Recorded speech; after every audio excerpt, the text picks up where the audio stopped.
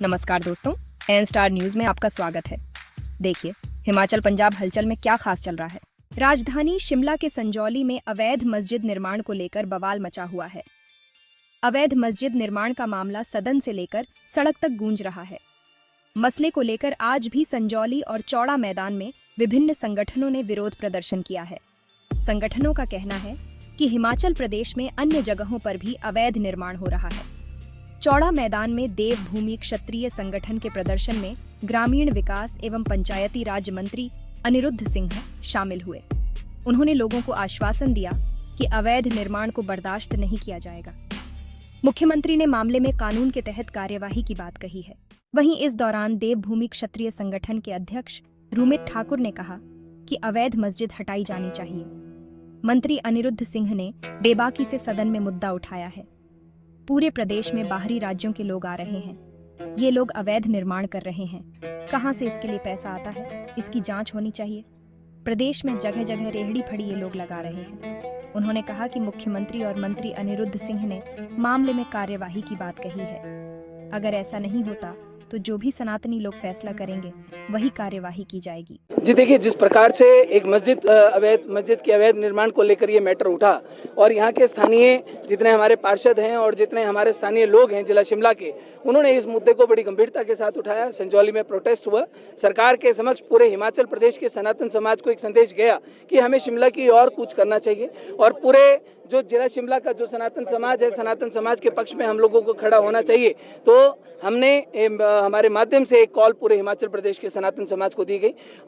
हमने 5 तारीख को हम लोग आए हैं, लेकिन 4 तारीख को प्रदेश की सरकार की तरफ से, मुख्यमंत्री साहब की तरफ से हमें कॉल आया कि आपको शिमला आना है और बात करनी है। तो मैं शिमला आया था। हमारे साथ हमारे पार्षद भाई वगैरह, बहनें वगैरह भी हमारे साथ मौजूद थी। प्रदेश के मुख्यमंत्री साहब ने हमें इसके संदर्भ में जो आज 5 तारीख को हो रहा है और जो ये अवैध निर्माण है, संजौली वाला तो है ही है, लेकिन इसके साथ पूरे हिमाचल प्रदेश में जिस प्रकार से अवैध निर्माण किए जा रहे हैं, जिस प्रकार से प्रवासी बाहर से आ रहे हैं, रेडी फड़ी यहाँ पर लगा रहे हैं, उनका क्रिमिनल रिकॉर्ड क्या है, वो कोई रेप करके आए हैं, कोई चोरी डकैती करके आए हैं, कोई मर्डर करके आए हैं, किसी देश विरोधी गतिविधि में वो लोग शामिल तो नहीं है। उन लोगों के खिलाफ प्रदेश की सरकार ने हमें पूरा आश्वस्त किया कि कठोर कदम उठाए जाएंगे। संजौली का अवैध निर्माण है, उस अवैध निर्माण को सैटरडे को इसमें हियरिंग है और उस पर डिसीजन आना है और निश्चित तौर पर उसको तोड़ने के आदेश भाई अनिरुद्ध सिंह जी के माध्यम से जो सदन में आवाज उठाई गई पूरे प्रखरता के साथ, उसमें भी ये बात की गई कि ये जो सैटरडे में जो डिसीजन आएगा इसमें प्रशासन डिसीजन लेगा और अवैध निर्माण को तोड़ने का काम किया जाएगा।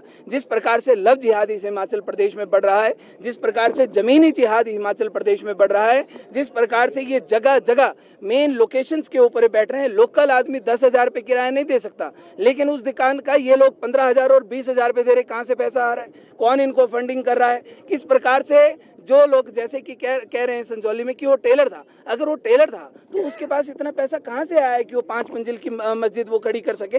और हिमाचल प्रदेश में अगर इस प्रकार की गतिविधियों के लिए कोई पैसा आ रहा है तो वो पैसा इन लोगों को कौन दे रहा है, उसकी जांच पूरी होनी चाहिए। इन लोगों का क्रिमिनल रिकॉर्ड होना चाहिए। रेडी फड़ी वाले जो पूरे हिमाचल प्रदेश में प्रवासी बैठे हैं, इनके अनुमति वहाँ से खारिज की जाए और जो स्थानीय हमारे युवा हैं, बेरोजगार जो लोग हैं, स्थानीय लोग हैं, उनको सड़कों पर और उनको वो खोखे लगाएं, रेडी फड़ी लगाएं, वो अपनी दुकानें लगाएं, उनको अनुमति दी जाए। और ये भी साथ में चेक किया जाए कि ये जो लोग हैं, इनके कितने लोगों के बोनाफाइड सर्टिफिकेट इस हिमाचल प्रदेश में बनाए गए हैं और किस आधार पर बनाए गए हैं, उसकी जांच पड़ताल इस हिमाचल प्रदेश में होनी चाहिए।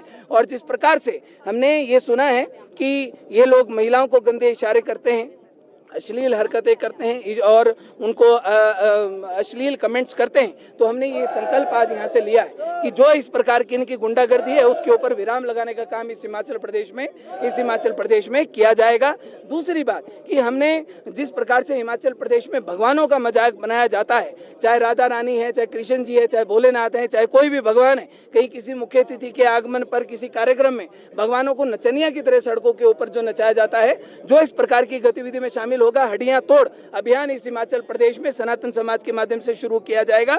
और जो हिंदू समाज इस हिमाचल प्रदेश में है, जो 2,000 के लालच में, 1,000 के लालच में, 3,000 के लालच में जो अपनी दुकानें बाहर के लोगों को देते हैं, अपने घर बाहर के लोगों को देते हैं, प्रवासियों को देते हैं, जो अपनी जमीनें देते हैं, साहब अगर आप पैसे के लालच में अगर दूसरे प्रवासियों को इस प्रदेश का माहौल खराब करने वाले, हमारी माताओं बहनों का धर्मांतरण कराने वाले, लव जिहाद करने वाले लोगों को अगर आप पैसे के लालच में अपना मकान या अपनी जमीन दे रहे हैं तो साहब ये हिंदू समाज आपका बहिष्कार करेगा, नंबर 1 पर करेगा और पूरी बुलंदी के साथ इस हिमाचल प्रदेश में करेगा। आज अभी भाई अनिरुद्ध सिंह जी यहाँ पर आएंगे और जो कल उन्होंने सदन में पूरी मजबूती के साथ बात की है। 14 साल हो गए साहब, 14 साल में किसी भी नेता ने, किसी भी सरकार ने इस मजबूती के साथ सदन के अंदर बात नहीं करी। हम सैल्यूट करते हैं ऐसे मंत्री को और हम ये बात कहने में हम बिल्कुल गुरेज नहीं करेंगे। अगर सनातनी योद्धा हो तो अनिरुद्ध सिंह जैसा हो, सनातनी नेता हो तो अनिरुद्ध सिंह जैसा हो, और अगर सनातन समाज की रक्षा करने के लिए सबसे पहला कदम उठाने वाला व्यक्ति हो अनिरुद्ध सिंह जैसा हो, क्योंकि सदन के अंदर वोट बैंक की राजनीति से ऊपर उठकर सनातन के पक्ष में इतनी मजबूती के साथ कहना और किसी मंत्री का कहना कि मैं भी हिंदू हूं साहब, हमारा सीना चौड़ा हो गया।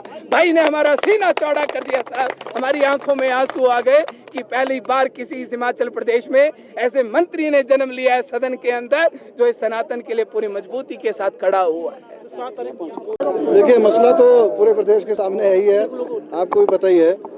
यहाँ आज कॉल करी गई थी, जो अवैध निर्माण हो रहे हैं उसके खिलाफ कॉल करी गई थी, और जो थड़ी वाले, रेडी वाले बैठते हैं, जो बाहरी क्षेत्रों से आ रहे हैं, बिना वेरिफिकेशन के बैठ रहे हैं, उस बारे में आज मुद्दा था, कॉल करी गई थी। तो हमने पिछले कल ही माननीय मुख्यमंत्री महोदय ने रुमित जी को, हमारे सारे काउंसलर्स को, सभी को, चाहे नरेंद्र ठाकुर जी हैं और दीपू जी हैं और विनय हैं और सभी काउंसलर, विशाखा जी हैं, अपने मल्याना वाले काउंसलर है, सभी को बुला के इस मामले पे काफ़ी लंबी डिस्कशन करी है और पूरा विश्वास दिलाया है कि कानून लेके आएंगे कि जो तय बाजारी पे बैठते हैं बाहर से आके, क्योंकि 190 रजिस्टर है, इतने सारे कैसे बैठ रहे हैं, उसके बारे में बात करी है। एक मिनट पहले मैं अपनी बात कर लूँ।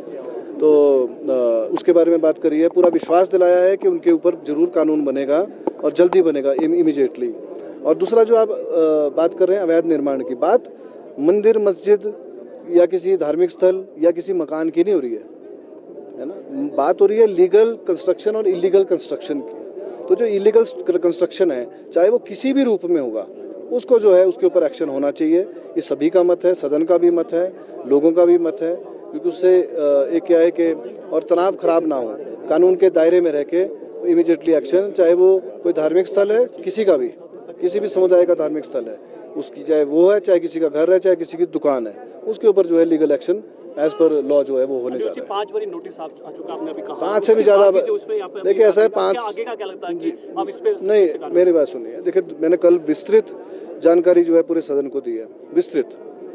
कब ये शुरू हुआ, ज़मीन किसकी है, कौन से सन में किसकी ज़मीन थी, कितने बीघा ज़मीन है, 2010 में पहला नोटिस इशू किया है, उसके बाद फिर भी बार नोटिस देते गए, फिर भी कंस्ट्रक्शन का काम नहीं रुका। तो ये तो अधिकारी जिम्मेवार हैं, अधिकारी बिल्कुल इसके लिए जिम्मेवार हैं।